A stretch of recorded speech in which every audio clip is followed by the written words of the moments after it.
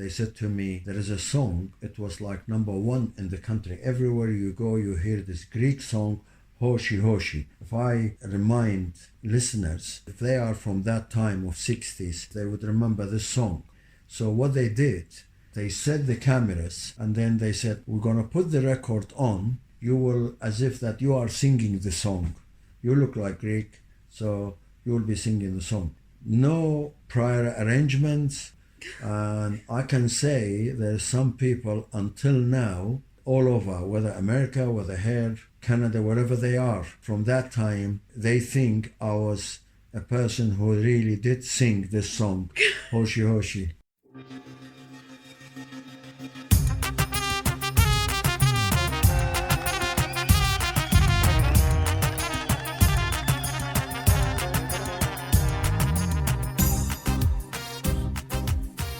Linguist, musician, athlete, hippie. These are a few adjectives that have been used by those who know him to describe today's guest. Hi dear listeners, Shamana Muhibbe is Nora. I'm so excited and honoured to bring you the Assyrian podcast's first episode from across the pond in London, England. In this maiden episode, I talk with Emmanuel Samano, who also happens to be my father. My father was born and raised in Kirkuk, Iraq, and later moved to Baghdad in the late 1960s, where he worked for the Iraqi Media Corporation as an actor on the radio and the screen. But unfortunately, even there, people were not immune from the pressures posed by the worsening political climate. After the Ba'ath Party attempted to recruit him for the third time, he knew it was time to make a choice: join them or leave the country. He left Iraq in the early 1970s at a time when the Ba'ath Party was tightening its grip on the country, and moved to the UK in search of a different future. We'll gain some insight into the life of a man who speaks 5 languages, has lived in 3 different countries, and has escaped the Iraqi regime more than once. He has played drums in a band, played Antonio in Shakespeare's The Merchant of Venice, and sung in Greek on Iraqi national television. Before we get started, I want to take this opportunity to ask you to rate and review the Assyrian podcast on whichever platform you're listening, and if you love it as much as we do, please do let your friends and family know about it too.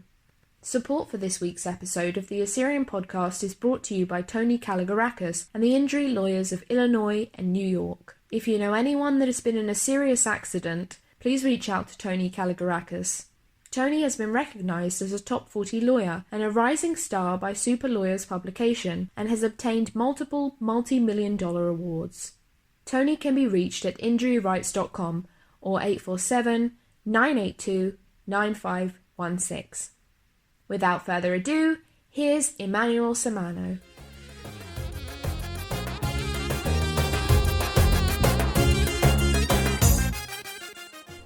Today on the Assyrian podcast, my guest is Emmanuel Samano. Welcome, Emmanuel. Thank you. So let's go back to the beginning and talk a little bit about your childhood and your family and where you grew up. I was born in Kirkuk, Iraq. My father was from Diari in Hakkari and my mother was Bilweta. Both areas are in Turkey. I started my primary school in Kirkuk. And it happened that the school that I started, it was a mixed school, boys and girls. And didn't take long, then we found out that the school changed to stay girls' school and we were moved to boys' school. And in the school, the experience that I heard other languages spoken in the school. It was the people start speaking Kurdish, Turkish, Arabic, and myself with my friend was speaking Assyrian. So the language part of it became very interesting to me, and I thought this is a good opportunity to start learning language, and I did from early age. So was that something that all your friends were interested in as well? Not really, no. A lot of them, they didn't like it because they were saying like Turkmen, they don't want to speak, or Kurdish because they didn't like them. They were not sort of a good communication, good relationship between us, especially the Turkmen. But I thought this would be good opportunity for me to learn and to become sort of like somebody that would know the language and then start understanding what goes on. So it wasn't everyone liked to learn the languages, but I did. I liked it, and I thought this is very interesting. I would like to learn language. So I picked it up very quickly, the language. Yes. So what's your earliest memory living in Kirkuk? One thing I remember, they used to give us free meal, and I used to like to drink a full jug of milk. I used to drink it. Yes, that's one thing from childhood, something that I did like. Were you allowed to drink a whole jug of milk, or was that just you? No, that was sort of like last thing they have given to everyone, and they used to say there is milk left, whoever wants to drink and all that. So one thing, instead of water, I used to drink milk. That was something funny, but I remember it. And then we used to play in the school. A good memory, we used to play together, but the people we played together mainly used to be Assyrian in the school. So when you were growing up, what were your hobbies? What were the things that you enjoyed doing? Well, two things was, one of them was I used to cycle to the school backwards, forwards. We liked our bicycles and we used to polish them, and we used to go few friends together. And then the acting was something that I found that I liked it. I always liked the poems, even in Arabic. I really enjoy them, and I used to try to write as well. And then it happened that the teacher chose a play which was for the Shakespeare Merchant of Venice. Each one was given a role, and when it came to me, he said, "You will suit for Antonio," because I always liked the drama. When the Shylock is asking to take 1 pound of flesh of the body of Antonio, I was even in tears. I remember until now that moment, that part. I could feel the drama on the stage. Wow. So in your teenage years, tell us a little bit about that. Well, then it happened that we moved on to another town which was called New Kirkuk. Apparently my father worked for the oil company, and these houses in New Kirkuk were built by the company, and they used to give them to their employees. And this new town was something new to us, with the pavements, with the small parks, and with the swings, seesaws, so a football ground. And then I found out most people that living in that town, over 90% were Assyrians. All the neighbors, anywhere you go there, they were Assyrians. So we felt very much sort of a close community, nobody else but us, Assyrians. So it was a good thing. So how old were you when you moved there? I would say I was somewhere around 12 to 13 years old. So did you have like a Syrian community hall or a church? Where did everyone gather? We used to meet in a church, because they had there's a big church which still exists there, Margivergis, in Almas area. So we used to go backwards, forwards by buses, because it was a bit far from Arafah or the New Kirkuk, or Assyrian school. In Assyrian school there was activities they used to do. So Arafah is where you lived? Yeah, that's right, yes. And then we start there, obviously we had football ground, we start playing football. And the good thing I remember, at evenings we used to walk groups, people like mixed people walking groups and saying hello to each other, so to come to know other people living in the town. It was a very good picture, very nice. Bring us the memory of so close community together. So you said at that time there was just a church there. So was there afterwards any Assyrian community halls built or anything like that? Well, we stayed for a few years in New Kirkuk, Arafah, and then we moved on to an area called Almas, still there now. Houses were built for the staff of the oil company, which is Iraqi oil company. Most neighborhood were again Assyrians, and then soon there was established the Assyrian club, where mainly was built by the volunteers. I did share in it as well. It was a big club and had many activities in the club. It was to do with the sports, a lot to do with the sports. So you had volleyball, you had football, cycling, table tennis, and then had drama acting department as well. So there was a lot, and it was mixed, girls and boys. And then we used to have every weekend over there, which is Thursday night and Friday, we used to have bingo. And there was a lot of people meeting, and we used to have barbecues and all that. It was very, very, very enjoyable, good fun. So even back then, Assyrians liked playing bingo. That's right, yes. So that hasn't changed then. No. So you mentioned you had drama. What kind of plays did you put on there?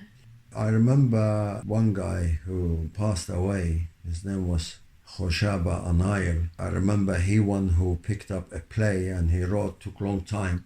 And we acted on the stage, and we were very lucky and became very successful. And we saw ourselves on the national newspaper, which was printed in Baghdad.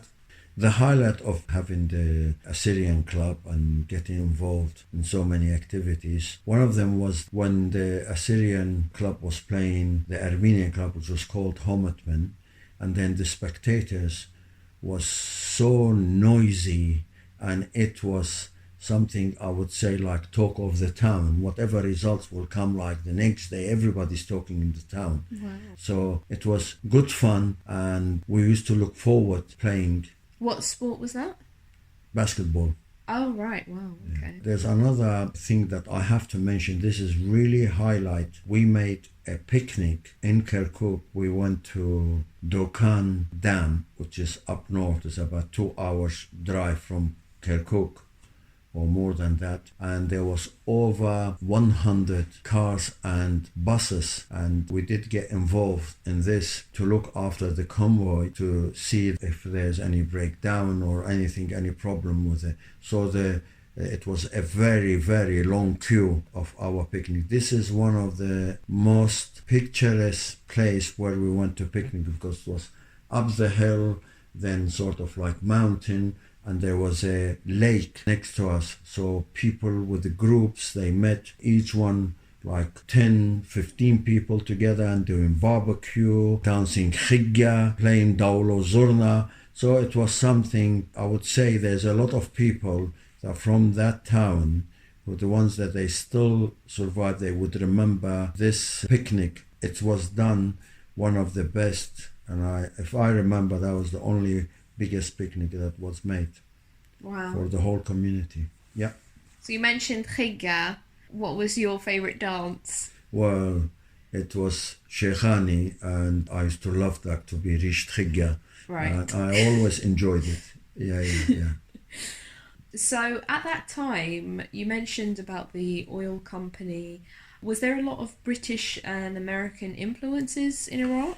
Oh yes, definitely, because the cars were mainly American, but then we had obviously British cars as well because of the oil company, which was Iraq Petroleum Company. Over, I would say 50% was English influence in the town, the fashion, the songs. We used to hear them, in our houses, that always you'll have the sort of records. And then there was another thing, that my father used to have a weekly newspaper, which is Daily Mirror, and the stationery used to keep it for him, directly coming from London, and used to come in his name. So he used to read the news of what was going on in England at the time. So I came to know, and he used to use, I remember this old radio, used to put it in the living room, or at the time it was always reception, otaqat arche, all the time, that not everybody uses it all the time. And then we had this radio, and he used always, I remember early morning, the BBC World Service, which the music still goes on until now. And my dad taught himself English language from the radio. He used to listen a lot, and he taught himself typing and reading the newspaper. Wow. You mentioned about the records and things like that that came from Western society. So do you remember any of the music? Well, I remember very good at my time when we were growing up. It was the twist and then rock and roll, which was very, very interesting. And seeing that on double bass and sort of like bringing the double bass on the ground and playing it, as few names that I remember. So that was really had a lot of influence because of that music, and then the haircut, and then the jeans. So that was the influence was coming to us. You know, we were getting involved with that one. So yes, it was very, very lively time. And then the group started playing. Even we had Assyrian guys playing, and I remember one of the names as well. It was Cliff Richard, and the song was "Oh Carol." I remember it. They used to, every wedding or party, they used to sing this song. I remember "Oh Carol." Yes. So were you in, I know back then there were a lot of Assyrians in bands and things like that. Were you ever in any bands? Yeah, I was involved in Assyrian band as playing drums, but I didn't take it very serious because I was involved a lot in sports. I was in football, I was playing for a team, then I was using my bicycle, then played table tennis, that I became number one guy in schools. They asked us to travel to other cities and to compete with other cities. So yes, I was involved in drama as well. So I was sort of, I had other interests. So you didn't really focus on practicing then? Not drums? really, no. It's more of a fun, other fun. So then after your teenage years, after high school, what did you start doing after then? As my dad, when he left the oil company, became a contractor to work for oil company. You had a tanker used to respray roads where they used to dig for oil, and he had cars to rent them for the company. So I had an office as well, so I used to work with him.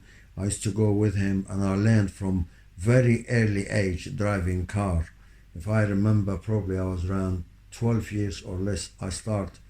He started asking me to drive, which was a lorry. I remember, my sister Nahren was my mom, myself, because it was big lorry at the time, and my dad. And I at the time, he said to me, "Come on, drive." And so we were in an area, I can recall the area. It was called Shorawa in Kirkuk, which was one of the oil fields over there. Afterwards, I always liked and start from early age, start driving car, and then work with my dad. But afterwards, my dad was ill, and then he passed away, and then the company that he had, and it was closed. After that, I applied for the Baghdad television broadcasting, but through our playing football, I came to know one of the guys from Spectator, where we used to have sort of halftime.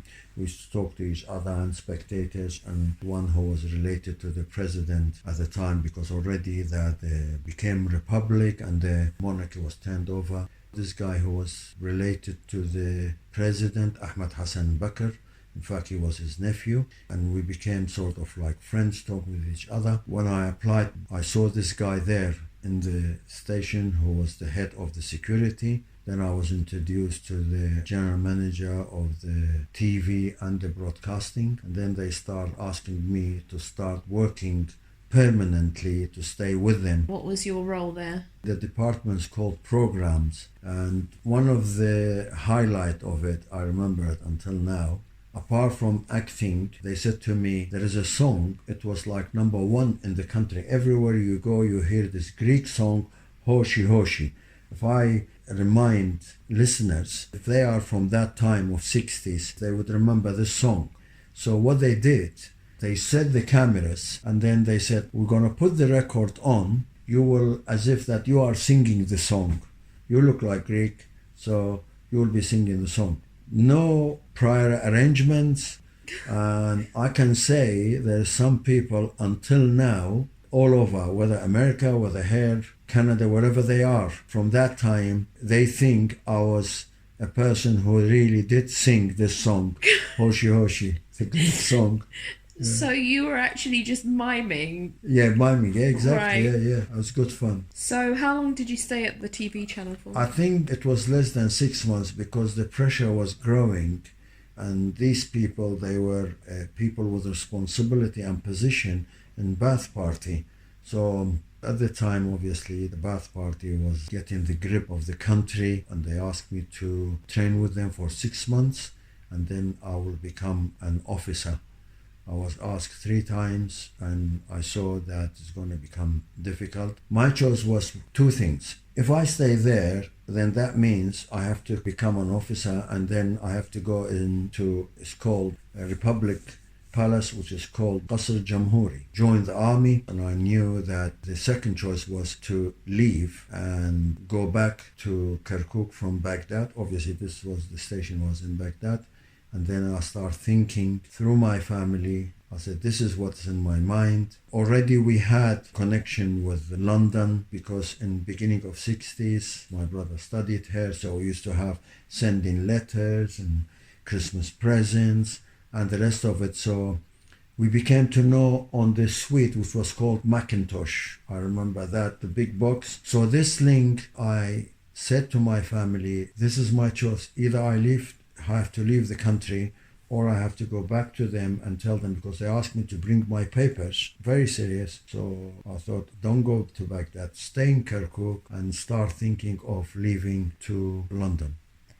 So for our listeners that don't really know about the political climate at the time, you mentioned that even at the television station, the Ba'ath Party had a lot of control. Oh yes, any position in the broadcasting, Baghdad television, was controlled by Ba'ath Party. In fact, one of the guys, the head who became the minister, is called Muhammad Saeed al-Sahaf, and he's the guy that we came to know each other. He was a minister at the time of 2003. Until then. So, but I saw, even when there was sort of, sometimes at your break you talk to people. So we used to talk to anyone. I came to know some people from other town cities, like from Basra, and one family was known as Khudayr, Salima Khudayr, and two sisters they were. They were very nice people. And then I was warned, he said, you better watch it, they're talking to ladies here in the station.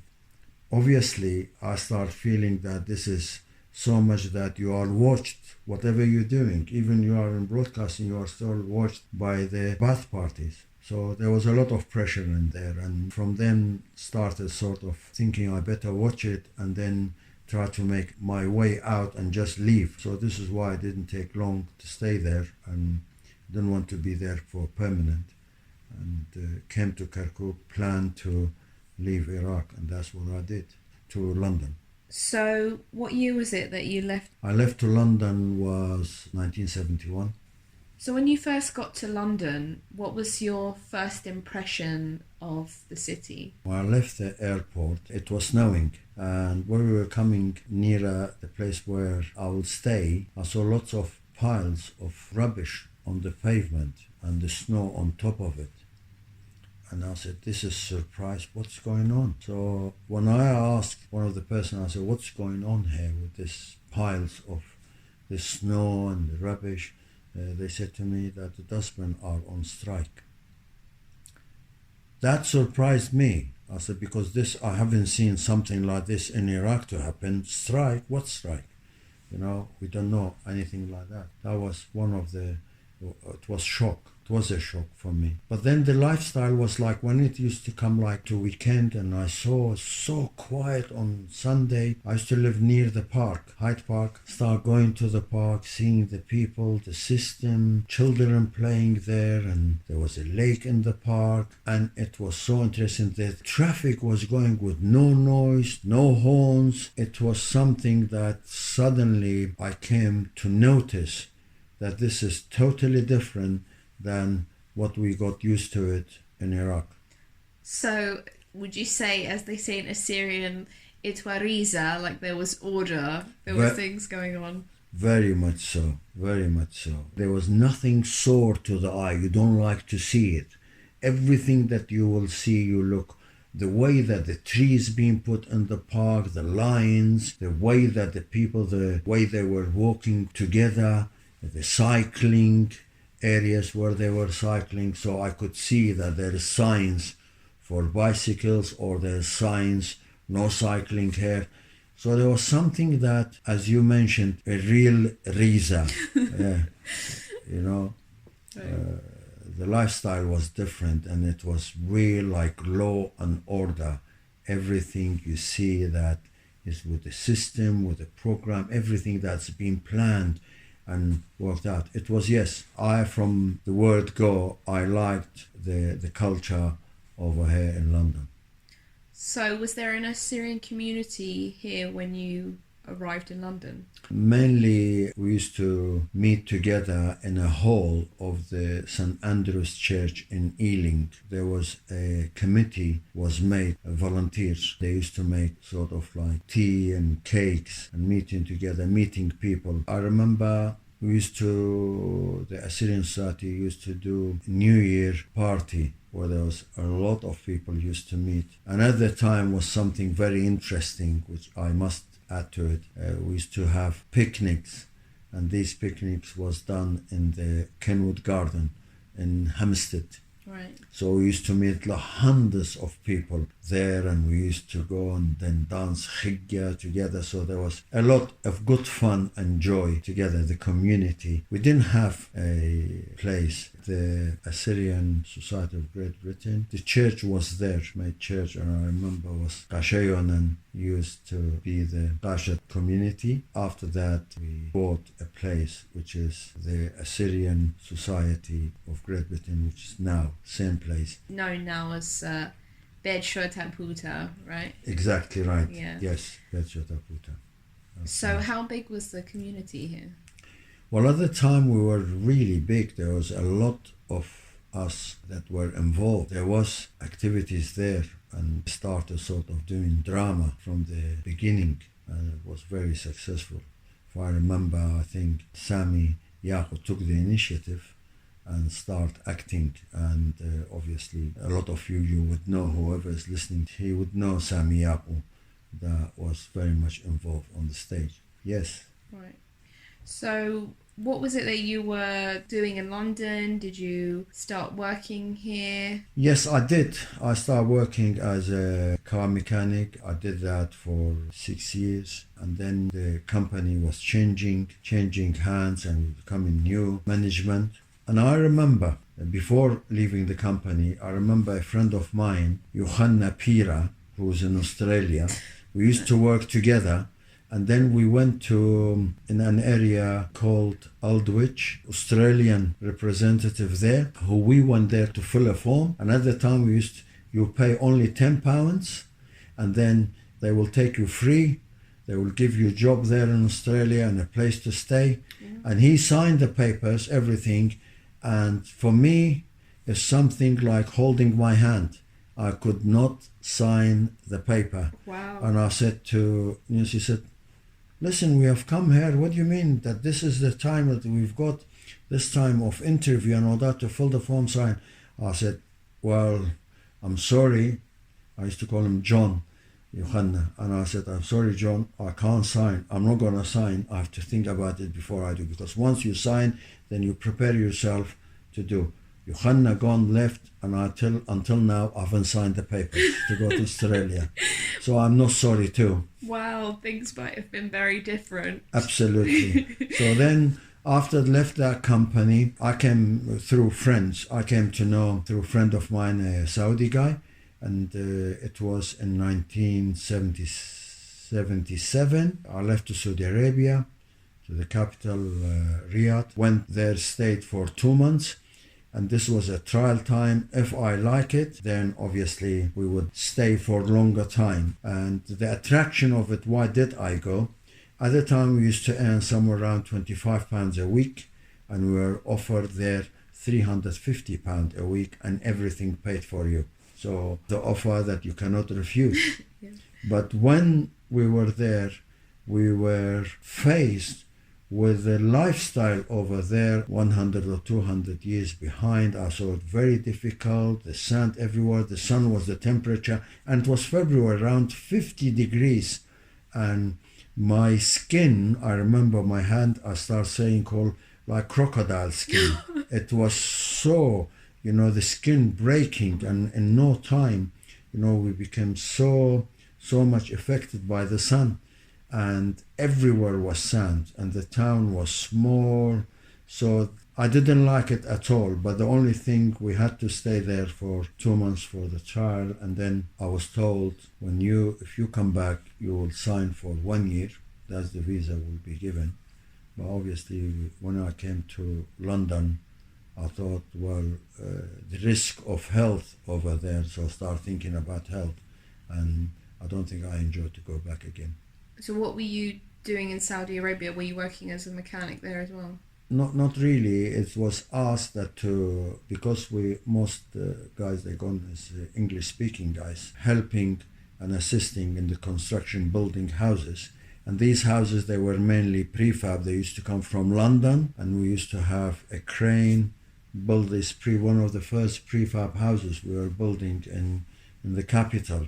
So I used to communicate and with the other British companies, the big names, buying like cement from them. So I used to go backwards, forwards to them, and I used to have guys working from those. They are Arabic speaking, the laborers. I used to go to the downtown to get the laborers in the pickup, bring them back to where we are building these houses. It was good fun at the beginning, but then when we start coming up to this heat in the afternoon was unbearable. I've never seen so much heat. The best thing what we like there in the capital, the airport, where we see the people, lots of people and airplanes flying backwards, forwards. The town was not somebody that you will look forward, you want to go there at the time. So after finishing my time, the 2 months, left to London. So you came back to London. Did you carry on working as a mechanic? Or? No, I had the opportunity to work in interpreting while I found out there is a demand in the Home Office of interpreters, and I thought this is a good opportunity that I speak Turkmen, Kurdish, Arabic, and having the mother language Assyrian. So I was straight employed there as a freelance interpreter. I used to travel to terminals, to other ports as well, seaports.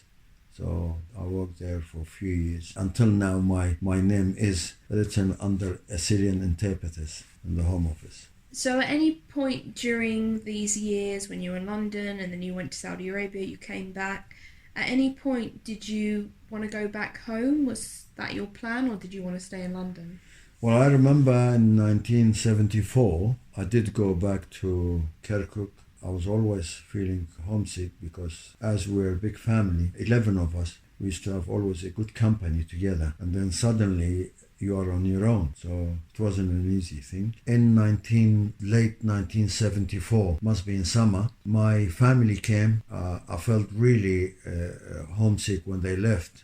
So within a week, I planned and took holidays, came to Kirkuk, and I remember this incident. I knocked on the door and my uncle came out, and when I saw his face, he saw me, he fainted because he was so surprised, couldn't believe to see me, because they don't wanted me to see me back in Iraq because things were getting really bad with the Ba'ath regime that we had there. I had a problem coming back because at the time in 1975, end of 74, 75, there was cut relationship between United Kingdom and Iraq. And I had permanent stay in London, in United Kingdom, so they removed United Kingdom, and I was absolute shocked. And I had a family was shocked and the friends. But thank God, at the time, my brother was in Dora, and he had a friend who used to work for Iraqi Airlines, and he said, we will go and meet him, let's find out. So I went to him, told him what's going on. He said, you don't have to worry, it's very easy.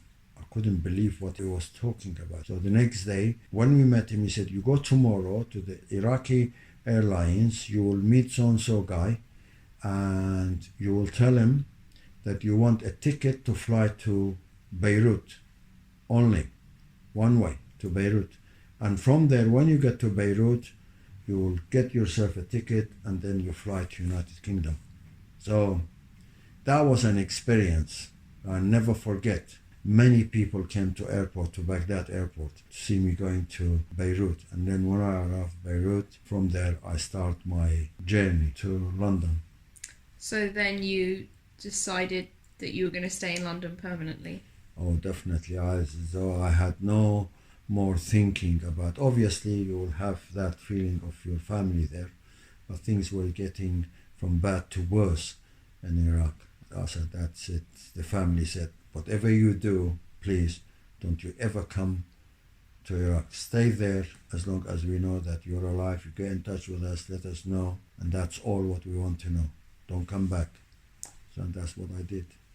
So did you ever go back to Iraq after that? Yes, I did. After the fall of Saddam Hussein, I remember about 8 years ago, I did go to Iraq. I did go to Baghdad, and I went to North Iraq, to Erbil, Duhok, Simele. I wanted, because I always was in my mind to go there as well. And I remember that I was asked to go to Kirkuk, my own town, to see where I used to live and all that. But then I was told at the time there was a lot of things were going. There was between Peshmerga fight and the Iraqi forces, especially in Kirkuk. So I said, no, I'm not going to take risk, and I didn't go.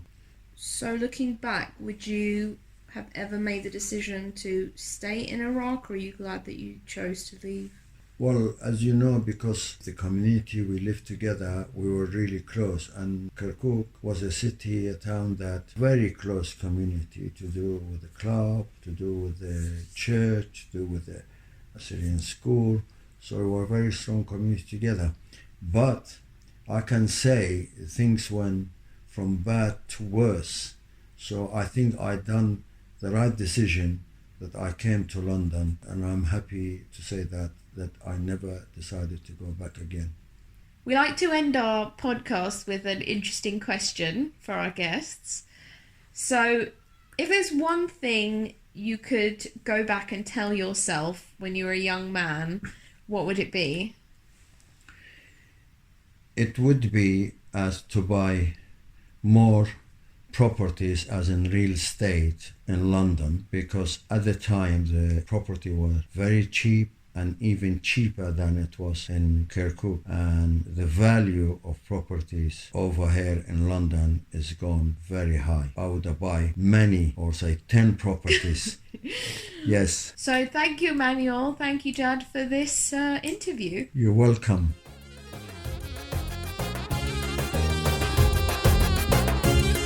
Thanks for listening. If you enjoyed this episode, please take a moment and share it on social media. We appreciate your support. Tune in next time for another guest and another great journey on the Assyrian podcast.